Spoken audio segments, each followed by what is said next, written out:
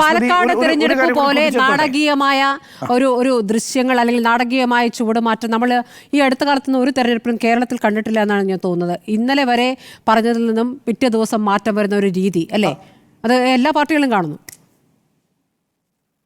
തീർച്ചയായിട്ടും അത് സംഭവിച്ചിട്ടുള്ള ഒരു ഉത്തരേന്ത്യൻ മോഡൽ പൊളിറ്റിക്സിൻ്റെ ഒരു പ്രതിഫലനമാണ് നമ്മൾ പാലക്കാട് കണ്ടുകൊണ്ടിരിക്കുന്നത്. അവിടെയാണല്ലോ ഇത്തരം വിഷയങ്ങളൊക്കെ ചർച്ചയാവുന്നതും കൂടുമാറ്റം ഉണ്ടാവുന്നതും ചാക്കിട്ട് പിടിക്കുന്നതും ഒക്കെ. പക്ഷേ ഇവിടെ ഒരു കാര്യം എന്താണെന്ന് വെച്ച് കഴിഞ്ഞാൽ, ഈ സന്ദീപ് വാര്യർ ഞാനുമായി സംസാരിച്ച സമയത്ത് സന്ദീപ് വാര്യർ പറഞ്ഞത് എൻ്റെ ഉള്ളിൽ വൈവിധ്യങ്ങളെ അക്സെപ്റ്റ് ചെയ്യുന്നൊരു മനസ്സുണ്ടായിരുന്നു, യാത്ര ചെയ്യുന്ന ഒരു മനസ്സുണ്ടായിരുന്നു എന്നൊക്കെയാണ് അദ്ദേഹം പറഞ്ഞത്. കഴിഞ്ഞ തവണ ഒരു ചർച്ച നടക്കുന്ന സമയത്ത് അദ്ദേഹം പറഞ്ഞിരുന്നു, ഓണത്തിന് താങ്കൾ മഹാബലിക്കൊപ്പമാണോ വാമനനോടൊപ്പമാണോ എന്ന് ചോദിച്ചപ്പോൾ അദ്ദേഹം പറഞ്ഞ മറുപടി അത്തരം ചോദ്യങ്ങൾ അനുവദിക്കുന്നതാണ് ഇന്ത്യയുടെ സംസ്കാരം എന്നുള്ളതാണ്. അത് യഥാർത്ഥത്തിൽ കോൺഗ്രസ് മുറുകെ പിടിക്കുന്ന ഒരു സംസ്കാരമാണ്. പക്ഷേ അതൊക്കെ അദ്ദേഹം ആ രീതിയിൽ പറഞ്ഞതാണോ എന്ന് എനിക്കറിയില്ല. ഒരു കാര്യം ഞാൻ പറയാം, സന്ദീപ് വാര്യർ അത്ര നിസ്സാരക്കാരനായിട്ട് ഞാൻ കണക്കാക്കുന്നില്ല. കാരണം ഷൊർണൂർ മണ്ഡലത്തിൽ കഴിഞ്ഞ തവണ 8000 വോട്ടിൻ്റെ വർധനവാണ് ഈ സന്ദീപ് വാര്യർ ഉണ്ടാക്കിയത് BDJS മത്സരിച്ചതിൽ നിന്ന്. 3ാം സ്ഥാനത്തായെങ്കിലും തൊട്ടടുത്ത് കോൺഗ്രസ് സ്ഥാനാർത്ഥി ഫിറോസ് ബാബു മത്സരിച്ചപ്പോൾ 700 വോട്ടിൻ്റെ വ്യത്യാസം മാത്രമേ ഫിറോസ് ബാബുവും സന്ദീപ് വാര്യരും തമ്മിലുള്ളൂ എന്നത് ആലോചിക്കണം ഷൊർണൂർ മണ്ഡലത്തിൽ. പക്ഷേ ഇനിയുള്ളൊരു പ്രശ്നമെന്ന് പറയുന്നത് കോൺഗ്രസിൻ്റെ ഒരു പ്രത്യയശാസ്ത്രത്തിലേക്ക്, കോൺഗ്രസിൻ്റെ ഭാഷയിലേക്ക്, അതാണല്ലോ ഇന്നറിയാതെ പാകിസ്ഥാനിൽ നിന്ന് സ്ലിപ്പ് ഓഫ് ടങ് വന്നത്, ആ ഭാഷയിലേക്ക് സന്ദീപ് വാര്യർ എങ്ങനെയാണ് പരുവപ്പെടുക എന്നുള്ളതാണ് ഒരു പ്രധാനപ്പെട്ട ചോദ്യം. ഇപ്പോൾ മെഹുവഷിയെക്കുറിച്ച് നമ്മൾ കേട്ടിട്ടുണ്ട്. ഞാൻ എന്തുകൊണ്ടൊരു ഹിന്ദുവായില്ല എന്നൊരു പുസ്തകം അദ്ദേഹം എഴുതുന്നത് ആ RSSൻ്റെ ട്രെയിനിങ്ങിൽ നിന്ന് അദ്ദേഹം മുക്തനാവാൻ വേണ്ടി എടുത്തത് എത്ര തീവ്രമായ അനുഭവങ്ങളാണ് എന്ന് അദ്ദേഹം ആ പുസ്തകത്തിൽ പറയുന്നുണ്ട്. കേരളത്തിൽ തന്നെ നമ്മുടെ സുധീഷ് മിന്നി എങ്ങനെയാണ് RSS ക്യാമ്പ് വിട്ട് ഇടതുപക്ഷത്തിൻ്റെ ചേരിയിലേക്ക് വന്നത്, അദ്ദേഹം അത് വിശാലമായിട്ട് എഴുതുന്നുണ്ട്. തന്നെ അതിലേക്ക് നയിച്ച കാരണങ്ങളെക്കുറിച്ച് വളരെ കൺവിൻസിംഗ് ആയ രീതിയിലാണ് എഴുതുന്നത്. അപ്പോൾ ബവൻഷി പോലെയോ അതല്ലെങ്കിൽ സുധീഷ് മിന്നിയെ പോലെയുള്ള ഒരു അല്ലെങ്കിൽ പ്രത്യയശാസ്ത്ര പരിണാമം സംഭവിച്ചിട്ടില്ല എന്ന് തന്നെയാണ് ഞാൻ കണക്കാക്കുന്നത്.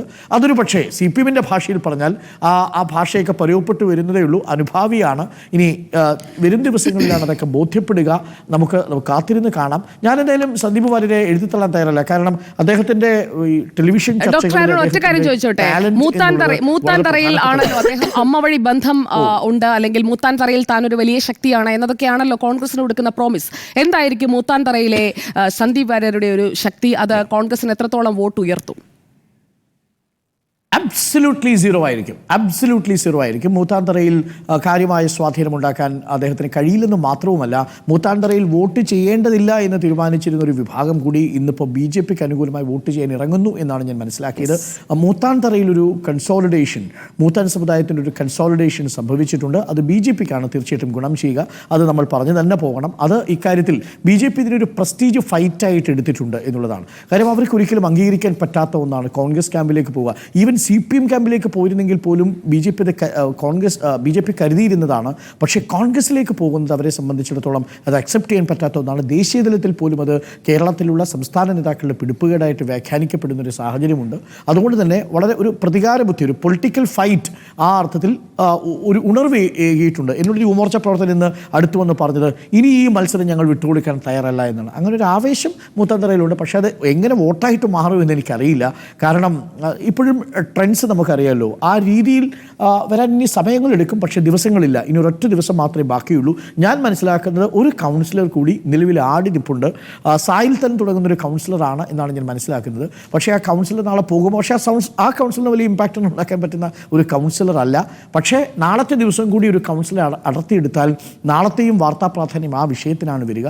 അതുണ്ടാക്കുന്നൊരു പൊളിറ്റിക്കൽ മൈലേജ് തീർച്ചയായിട്ടും രാഹുലിന് ലഭിക്കും എന്ന കാര്യത്തിൽ സംശയവുമില്ല. സ്മൃതി, ഇക്കാര്യത്തിൽ ഞാൻ ഒരു കാര്യം കൂടി പറഞ്ഞ് അവസാനിപ്പിക്കാം. ഇതിൽ സർജിക്കൽ സ്ട്രൈക്കോ എന്ന് ചോദിക്കുമ്പോൾ സന്ദീപ് വാര്യരുടെ സർജിക്കൽ സ്ട്രൈക്കിനപ്പുറം റിപ്പോർട്ടർ തുറന്നുവിട്ട ഒരു വാർത്ത അതൊരു സർജിക്കൽ സ്ട്രൈക്കായി മാറാൻ പോവുകയാണ്, അതിന്റെ ആക്ഷനിലേക്ക് എത്താൻ പോവുകയാണ് എന്നുള്ളതാണ്. ഇരട്ട വോട്ടുകൾ ഡിലീറ്റ് ചെയ്യുമ്പോൾ, വ്യാജ വോട്ടുകൾ ഇറേസ് ചെയ്യുമ്പോൾ സർജിക്കൽ സ്ട്രൈക്ക് നേരിയ ഭൂരിപക്ഷത്തിന് കഴിഞ്ഞ തവണ ജയിച്ച പാർട്ടിയുടെ ഇപ്പോഴത്തെ സ്ഥാനാർത്ഥിയെ ബാധിക്കുമോ എന്നതുകൂടി കാണേണ്ടിയിരിക്കുന്നു. പിന്നെ മൂത്താൻതറയിൽ ഇന്നിപ്പോൾ ഡോക്ടർ അരുൺ കണ്ടിട്ടുണ്ടാകും, അവിടെ K. സുരേന്ദ്രനും C. കൃഷ്ണകുമാറും ഒപ്പം RSSന്റെ പ്രധാനപ്പെട്ട വിഭാഗ് ചുമതലയുള്ള നേതാക്കളടക്കം പോയാണ് അവിടെയും മറ്റിടങ്ങളിലും എല്ലാം ക്യാമ്പയിൻ ചെയ്യുന്നത്. എന്തായാലും സന്ദീപ് വാര്യരുടെ ഈ സർജിക്കൽ സ്ട്രൈക്ക്, അല്ലെങ്കിൽ കോൺഗ്രസിന്റെ ഷാഫി പറമ്പിലിന്റെയും VD സതീശന്റെയും ഈ സർജിക്കൽ സ്ട്രൈക്ക് കൊണ്ട് BJPക്ക് പാലക്കാട്ട് നല്ല ഉണർവാണ് ഉണ്ടായിരിക്കുന്നത്. Thanks to Sandeep Warrier.